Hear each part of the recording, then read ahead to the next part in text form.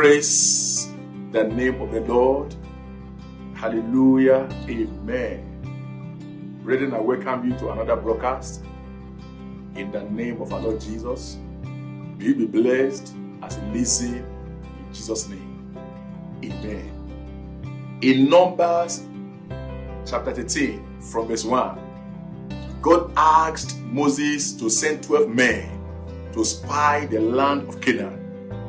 They went and came back with some evidence of the fertility of the land and also brought, unfortunately, evil reports.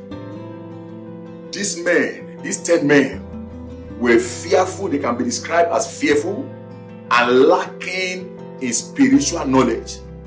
Even when Caleb attempted to stop them by educating them that they are able to confront the giants, they wouldn't stop and they continued. Praise the name of the Lord. Numbers 13. Let's read from verse 31 to 33. Numbers 13 from 31 to 33. But the men who had gone up with him said, "We are not able to go up against the people, for they are stronger than we." And they gave the children of Israel a bad report of the land which they had spied out, saying, "The land through which we have gone as spies is a land that devours its inhabitants, and all the people whom we saw in it are men of great stature. There we saw the giants. The descendants of Anak came from the giants, and we were like grasshoppers in our own sight, and so we were in their sight." Thank you, Jesus. These 10 spies exhibited a high level of ignorance. They witnessed before this time, they witnessed the raw power of God, raw miracles. They saw God drown their enemies in the Red Sea and many more miracles, yet they doubted the ability of God. In ignorance, the ability of God to save them, they doubted it in ignorance. Praise the Lord. Ignorance is a destiny blocker. Ignorance is a waster and destroyer. And in the case of these people of God, many of them were destroyed in the wilderness because of ignorance. And hear me very well. Your greatest enemy is nothing but ignorance. And ignorance is simply lack of knowledge. I remember the tragic story of a pregnant woman who was holding a little boy, a toddler, and both of them were walking along a riverbank. And the woman was in the last stage of pregnancy. And as they journeyed, suddenly the little boy slipped and fell into the river. The woman, in the condition, of course, could not jump into the river to save her son's life. So she cried. She began to cry. She cried and cried and cried for help. And after a while, a couple of men heard her desperate cry and hurried to the scene of the accident. And he jumped into the river and brought out the boy, and unfortunately, they brought him out dead. The woman shockingly realized that the river was only knee-deep when the man ran into the river to rescue her son. Praise God. This is a river she could have jumped into herself in spite of her condition. She could have jumped into that river to save her son. But at this time, it was too late. The boy was gone. Ignorance is no excuse. She was ignorant of the fact that the water was shallow and was only knee deep. Ignorance is a killer. Ignorance is a destroyer. Listen to this. What you see sometimes may not be as they are in reality. Understand it. What you see sometimes may not be as they are in reality. Meaning you need knowledge and you need God to guide you. What are we talking about? We are talking about what is titled Your Battle and Your Ignorance. Your battle and your ignorance. Sadly, beloved, the people of God looked at the size of their opposition and concluded that the opposition is stronger than they are. What an ignorance. What an ignorance. Listen, beloved. It is not the size of a thing that determines its strength. A barrel can be big and yet be empty inside. The size of a thing does not determine its strength. Understand it. And the fact that your opposition is bigger than you does not make him stronger than you. Your opposition can be bigger, and that does not make him stronger than you. Only believe in yourself. I repeat that. Believe in yourself. I repeat again. Believe in yourself. Your opposition may be bigger than you, but that does not mean that it's stronger than you. Believe in yourself. Praise the name of the Lord. Once there was a king who wanted an elephant for his personal collection, and all the hunters in his kingdom tried to capture the elephant, but they failed. So the king promised whoever could capture the elephant half of his kingdom. And to the amazement of the king, the tortoise came forward and promised to deliver the elephant to the king within 48 hours. So the king was amazed. He said, how can you do it when all my hunters couldn't do it? I said, okay, let's see what you can do. So the tortoise then went and dug a big hole that can receive the size of the big elephant along the path that is leading into the village, and covered the hole with sticks and leaves.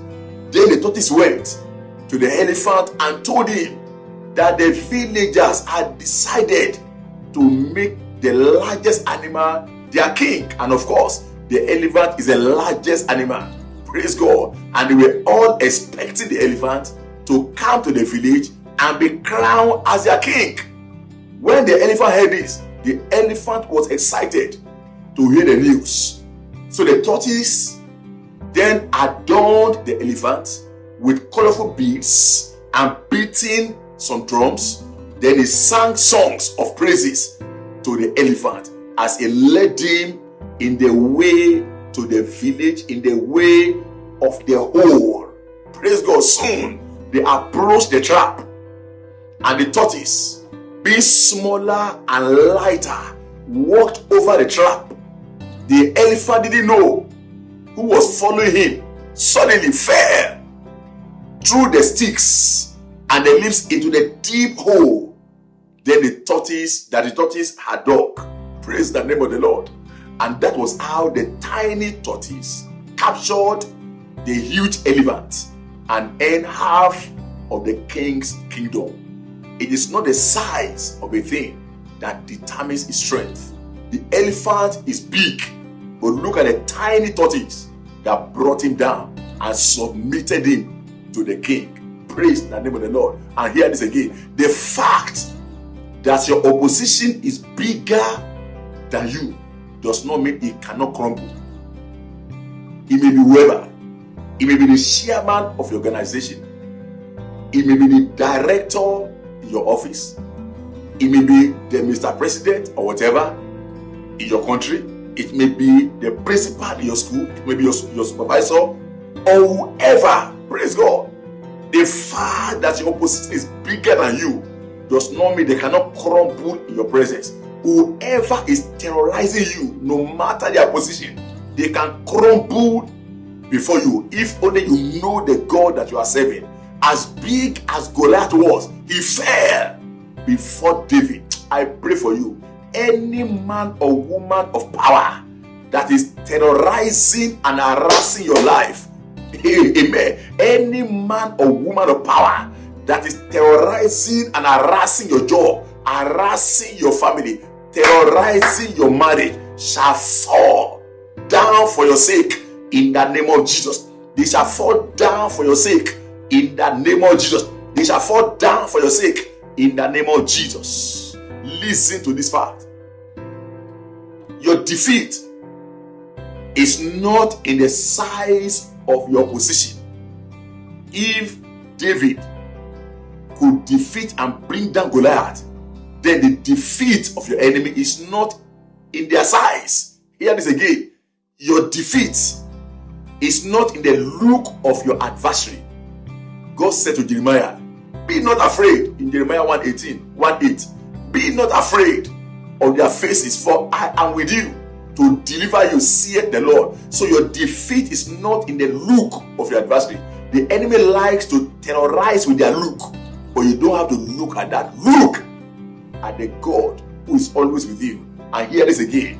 Your defeat is not in how fortified your enemy is. Sennacherib, with all his credentials, fell before the people of God. So the credentials of your enemies does not matter as long as God is for you. And hear this, the last one. Your defeat is in nothing but in the mountain of your ignorance. Your defeat is in nothing but in the mountain of your ignorance. Hosea chapter 4 verse 6. My people are destroyed for lack of knowledge. My people are destroyed for lack of knowledge.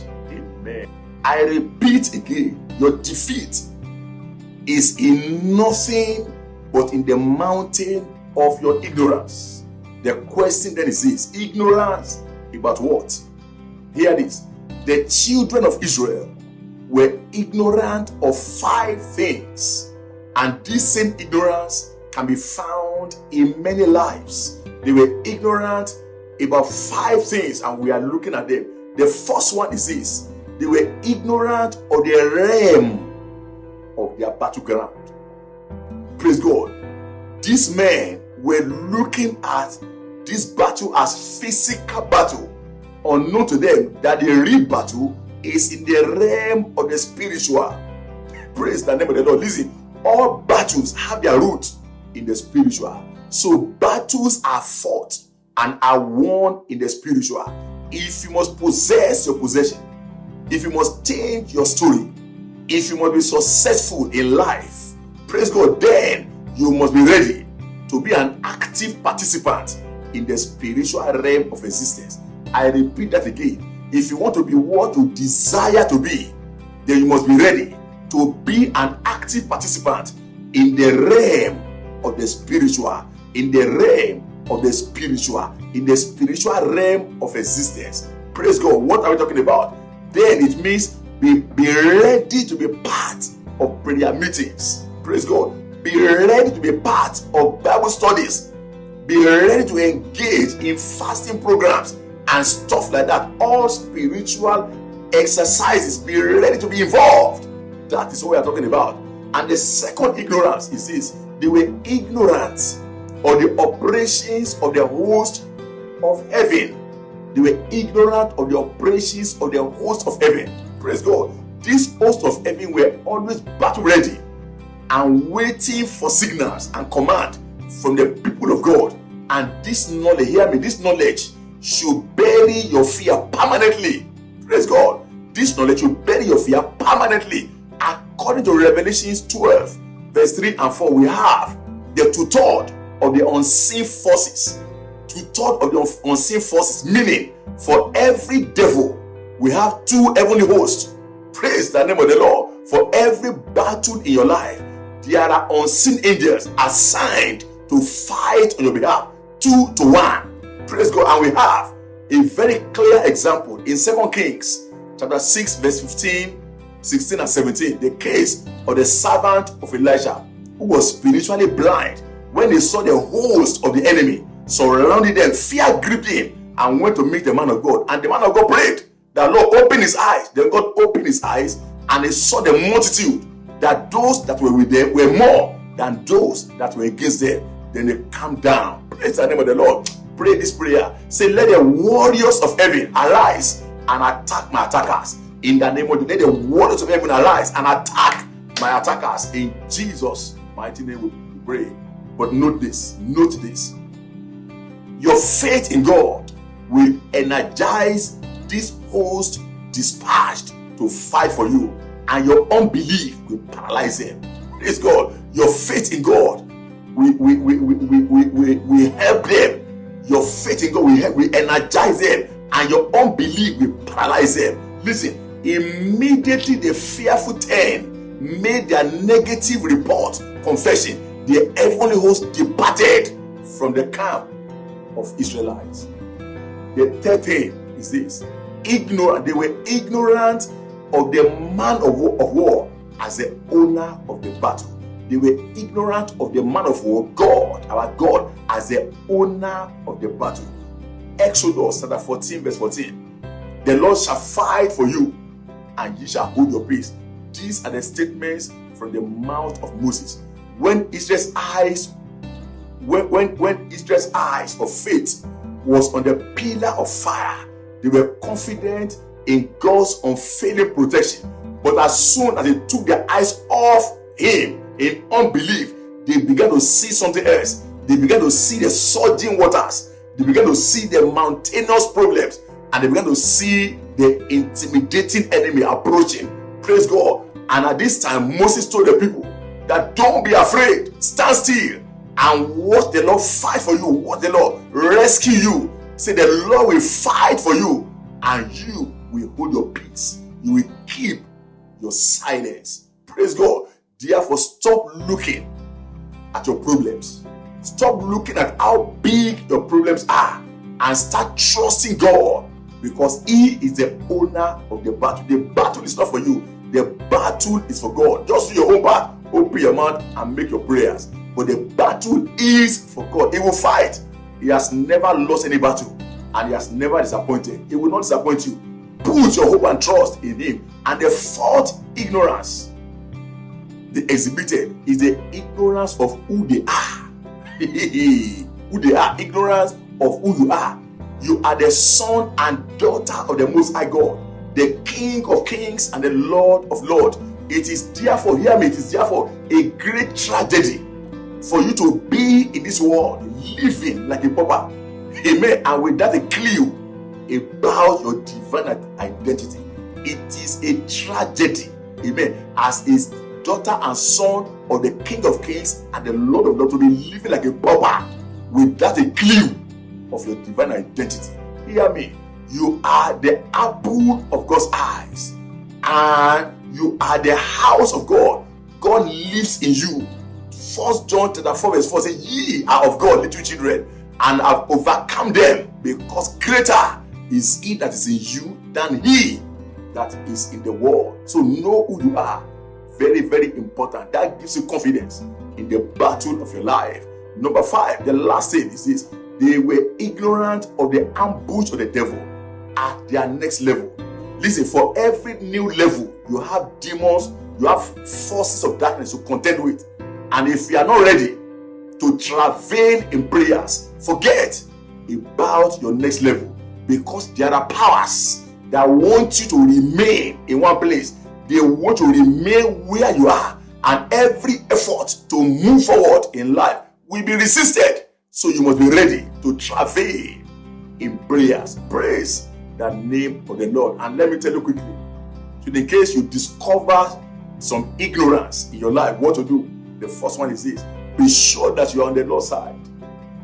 Be sure that you are on the Lord's side. The second thing to do is seek for knowledge. You must understand that God is bigger than your problems. You must understand that God is bigger than your adversaries. You must understand that your problems, that problems are common to all men, and the children of God in particular. Praise God. Problems are common to all men, and the children of God in particular. So seek for knowledge. Very, very important. Seek for knowledge. That distinguishes between victors and failures. Praise the name of the Lord. And the next thing is to be strong and courageous. Be strong and courageous. Praise God. Champions are strong. Champions are courageous. They are always confessing positivity, always confessing victory, always confessing like champions. Praise the name of the Lord. And the last thing to do is never quit or postpone your battle. Never quit or postpone your battle. Never quit or postpone your battle, and it shall be well with you. In Jesus' name. Amen, amen, and amen. Hope you are blessed. Thank you for always connecting and for always listening to our broadcast. See you in the the next broadcast. Thank you and bye-bye.